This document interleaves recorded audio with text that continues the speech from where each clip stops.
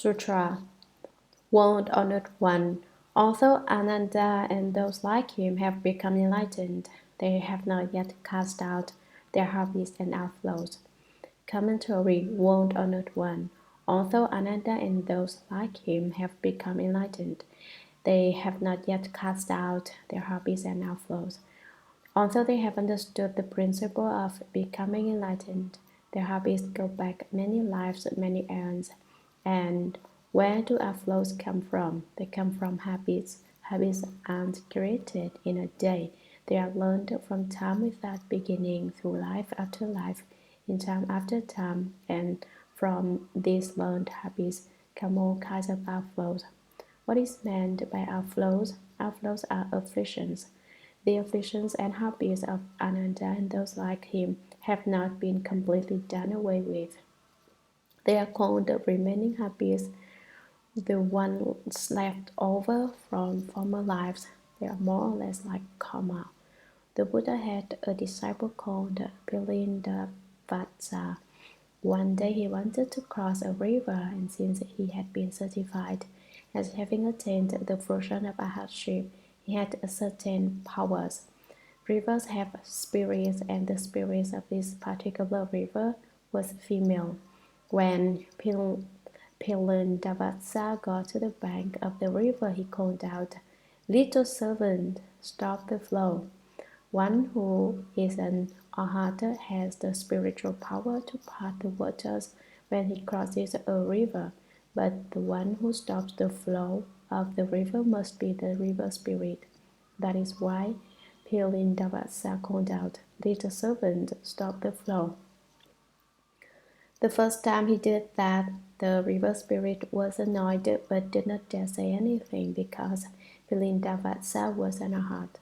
But after he'd addressed her as little servant a number of times, the river spirit finally went to the Buddha to state her case. When your disciple Pilindavatsa wants to cross the river, he always addresses me as little servant, she complained, and I'm outraged. Buddha, you should teach your disciples not to be so ill-mannered. How can he call me a name like that and command me the way he does? So the Buddha called for Pilindavatsa, apologized to the river spirit, he said, and don't talk that way anymore. So what do you suppose Pilindavatsa did?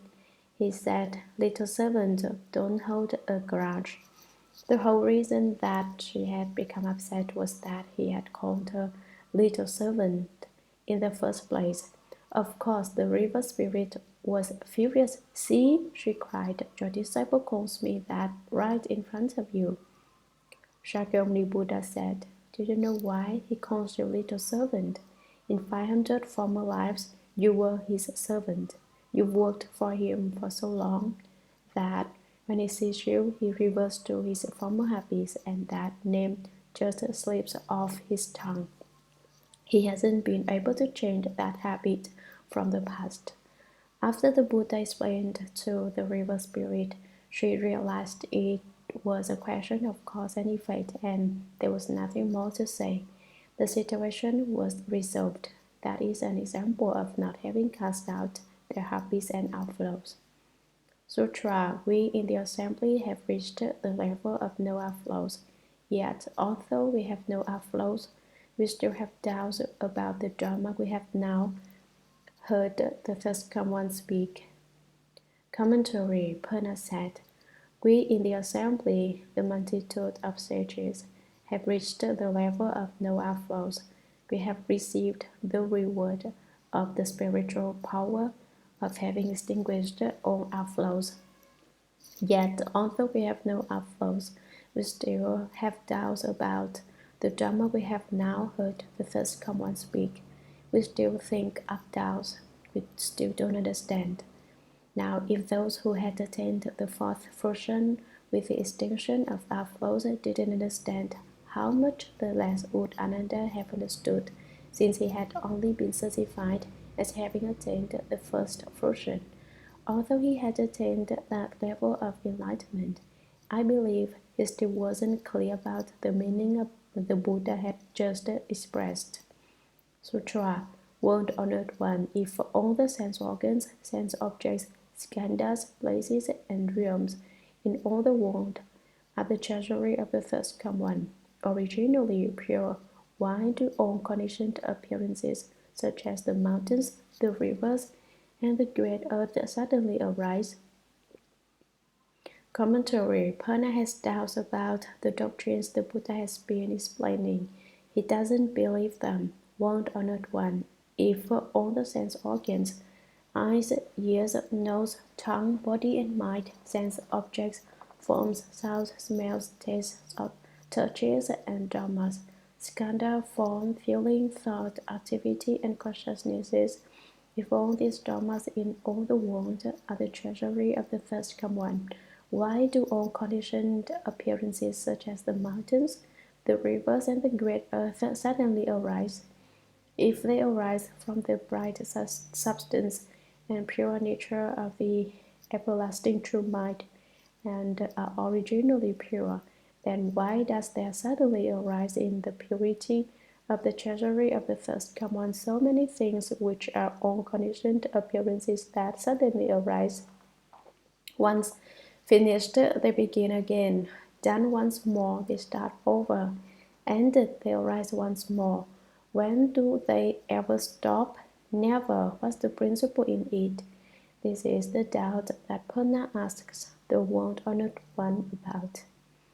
Sutra: Moreover, the First Come One said that earth, water, fire, and wind are by nature perfectly fused, are all pervasive in the Dharma Realm, and are all tranquil and are everlasting. Commentary: This is Purna Putra's second doubt. What is the principle here? He asked. Sutra: World Honored One, if the nature of earth is pervasive, how can it contain water? If the nature of water is pervasive, then fire does not arise. Further, how do you explain that the natures of fire and water can each pervade empty space without displacing one another? World Honored One, the nature of earth is solid, the nature of emptiness is penetrating. How can they both pervade the Dharma realm? I don't know where this doctrine is leading. Commentary: Purna probably was smarter than Ananda. Ananda hadn't even thought of such questions as this. So now Purna, for his part, has some doubts and asked about these principles. He says, World Honored One, if the nature of earth is pervasive, how can it contain water? Earth overcomes water. Where there is dry land, there is no water. If the nature of earth pervades the Dharma realm, how can there be water there too? Earth and water are not compatible. If the nature of water is pervasive, then fire does not arise. Water overcomes fire. Where there is water, there is no fire. Water puts fire out. If the nature of water were to pervade the Dharma realm, fire would certainly disappear. This is the same line of argument the Buddha used earlier with Ananda when he said that if there is light, there can't be darkness, and if there is darkness, there can't be light. Now the Buddha's disciple uses the same pattern of questioning on the Buddha. Water and fire don't mix, Purna points out. This is a fixed principle.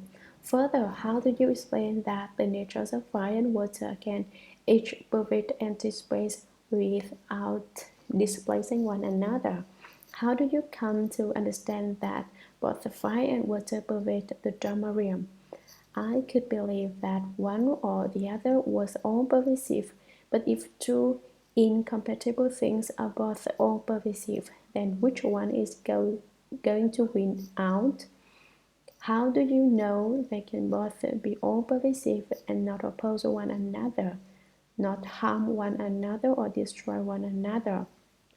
World Honored One, the nature of earth is solid, the nature of emptiness is penetrating. How can they both pervade the Dharma realm? Purna imagines that by now he probably has thoroughly confused the Buddha, so he calls out to him, warned Honored One, or maybe he was afraid that the Buddha was asleep. Earth is a solid object, he reasons. Emptiness is penetrating, vacuous. There isn't anything there at all. So if there is earth, there is no emptiness. If there is emptiness, there is no earth. How can you say both these natures are all pervasive? I don't know where this doctrine is leading. Buddha, your explanation of Dharma has managed to confuse me now. I can't tell what you're getting at. Where is this principle headed? What's its aim? I don't understand. Sutra, I only hope the first come one will compassionately explain in order to rend the clouds of confusion in me and among the great assembly. After saying this, he made a few prostration and respectfully and expectantly awaited the first come one's unsurpassed compassionate instruction. Commentary. In stating these principles, Pona was certainly not trying to debate with the Buddha. He truly had such doubts. Water and fire are not brothers. They can't dwell in the same household. Earth and emptiness are not compatible either. These questions made him nervous. How can they all pervade the Dharma Realm? He wondered, and on impulse, heedless of everything, he began to question the Buddha. In his haste, he even forgot about propriety. So, in conclusion, he says, I only hope the first command will compassionately explain in order to rend the clouds of confusion in me and among the great assembly. Word Honored One, please let flow forth your heart of great compassion and explain this matter for us. My failure to understand these doctrines is like a bank of clouds covering me. Not only do I have these doubts, the members of the Great Assembly do also. After saying this, he probably realized that he had been impertinent and over-exuberant, so he made a full prostration and respectfully and expectantly awaited the first commands unsurpassed compassionate instruction. He quickly knelt and bowed to properly make his request of the Buddha. With reverence, he waited as if excessively thirsty for the first command to nourish him with the water of Dharma. Sutra. The World Honored One then told Purna and all the arhats in the assembly who had extinguished their outflows and had reached the level of no study.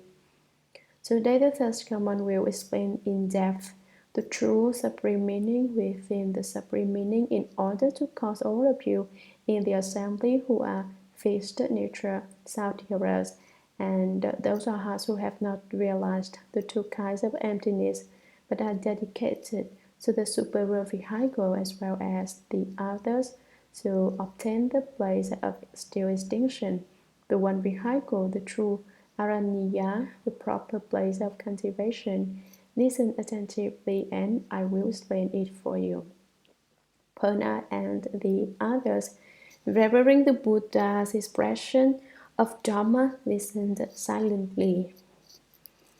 Commentary. The World Honored One then told Purna and all the arhats in the assembly who had extinguished their outflows and had reached the level of no study. Those who had been certified as having attained the fourth fruition of arhatship. Today, the first command will explain in depth the true supreme meaning within the supreme meaning. Here, the Buddha is referring to himself when he says, the first command, true supreme meaning within the supreme meaning, refers to the most superior miraculous doctrine. He explains it in order to cause all of you in the assembly who are fixed nature sought-hearers, that is, people who gain a little and are satisfied. They hang around in emptiness and stop searching. I am at a place where there isn't anything at all. It's not bad. They think and become content. They gain a little and that's enough. That's why the Buddha calls them the fixed nature sought-hearer. Their hearts sterile seeds and withered sprouts. In order to scout them out of their complacency, they don't have the impetus to go on. Having been certified as having attained the first or second fruition, they don't seek to progress. They indulge in passivity. It's fine here, they decide. The Buddha will also explain for those of us who have not realized the two kinds of emptiness but are dedicated to the superior vehicle. This refers to us who have not yet understood the emptiness of pupil and the emptiness of dharmas, but who have turned from the small toward the great, and he will speak as well for all the others in the great assembly. Shakyamuni Buddha is prepared to express the true superior meaning within the superior meaning, the wonderful within the wonderful, to cause their hearts to obtain no outflows, to obtain the level of no study. To have no outflows means to have gotten rid of all one's individual habits and faults, to have no afflictions, to have no fundamental ignorance. So if one destroys fundamental ignorance, afflictions also disappear. Since afflictions and ignorance are invisible, we don't think of them as being plentiful, but in fact, if they took form, they would fill up empty space throughout the Dharma Realm. Now the Buddha wants to cause all living beings, all the arhats, to obtain the place of still extinction, the one vehicle, the true aranya, the proper place of cultivation. The one vehicle is the final meaning of the middle way, the principle of the actual appearance. It is the great white ox cart discussed in the Dharma Flower Sutra. That sutra says that there was a large house in which a great elder lived with his children. One day, when the elder was gone briefly, the children were playing in the house when suddenly it caught on fire. When the elder returned and saw the children in the burning house, oblivious of the danger, he said to them, "Come to the door quickly. Outside I have sheep carts and deer carts and ox carts for you to play with." When the children heard that there were carts and things to play with, they came running out. The house burned to the ground, but the children did not perish. Once the children got out of the house, they demanded the carts from the elder. He gave them instead a great white ox cart, magnificent beyond any of their expectations. The sheep cart and deer cart represent the two vehicles. The ox cart represents the Bodhisattva vehicle. The great white ox cart represents the one Buddha vehicle. It can transport all living beings across the current of afflictions, from the shore of birth and death to the other shore of nirvana. An aranya is a Buddhimanda, a quiet place for cultivation. Why is the aranya described as true? Are there also false aranyas? A true aranya is a place where there is no chaos. No one talks. A lot of people dwell together, but it's as if there weren't anyone there at all. Not even the sound of a mosquito's breathing can be heard. If you want to cultivate the way, you should learn not to talk so much. When there is too much talking, other people cannot reach samadhi. When it's time to talk, you should talk. But some disciples talk when it's not time to talk, and when it is time to talk, they don't. Would you say they are obedient or disobedient? An obedient disciple talks when it is time to talk, and when it is not time to talk, he closes his mouth. If you are a good student, you are a good Buddhist disciple. If you are a good Buddhist disciple, in the future you will become a good Buddha. Are there Buddhas who are not good? Of course not. All Buddhas are good, but if you are not good, you cannot become a Buddha. You first have to be good in order for it to count. In a true aranya, people keep a tight schedule. Listen attentively and I will explain it for you. This is not simply the Buddha telling Purna and Ananda to listen carefully. Now I am explaining the sutra and it is me telling you to listen carefully.